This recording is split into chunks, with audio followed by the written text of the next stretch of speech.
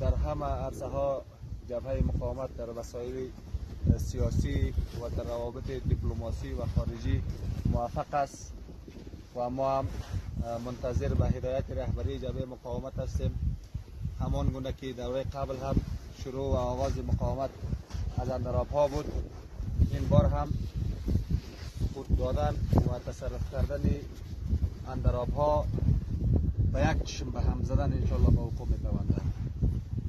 انشالله که ما در تلاش هستیم که به یک هماهنگی، به یک ایجاد وحدت در مقابل این گروه بیستیم و به خاطر آزادی و عزت و شرف و وقار و عدالت مردممان برزمیم و بجنگیم. همان گونه که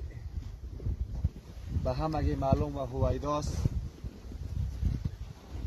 این گروه تبهکار، این گروه خونخوار هیچ برنامه به خاطر آرامی، به خاطر خوشحالی و به خاطر رفاه مردم ندارند. وضعیت اقتصادی زیر صفر، وضعیت امنیتی وخیم‌تر از گذشته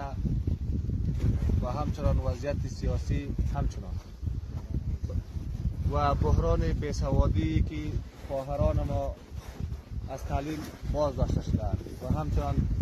مکاتب و پوهنتون‌های دولتی بر روی دانش آموزان بسته است. انشالله که میمانیم و میرزمیم تا اینکه به خواستهای مشروع مردممان برسیم و یک حکومتی ایجاد شود که در او تمام اقوام با هم برابر و با هم برادر افغانستان سهیم باشه و هم